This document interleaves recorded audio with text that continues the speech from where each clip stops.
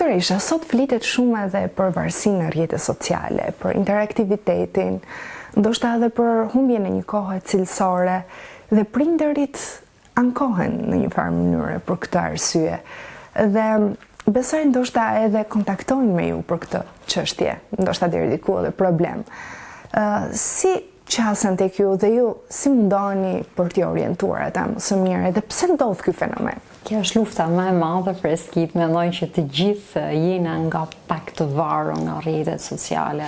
Dhe në fakt ka një arsye, ka një shpjegim të mirëfillt mjekësor. Njeriu është në kërkim të kënaqësisë që jep e panjoftuna, probabiliteti. Dhe në momentin për shembull që ne shërim një foto në Instagram apo në Facebook, ne presim, jemi vazhdimisht në pritje sa like e marrim, pra sa pëlqime, sa komente, pra jemi në pritje të asaj çka nuk e dim. Dhe pikërisht kjo është nga studimet që të shkakton një nivel shumë më të madh dopaminet se sa përgjigja vetë. Pra ne kemi më shumë dopamin nga procesi i pritjes se sa nga thjesht leximi një komenti të mirë, po themi nga një foto që kemi share në Facebook.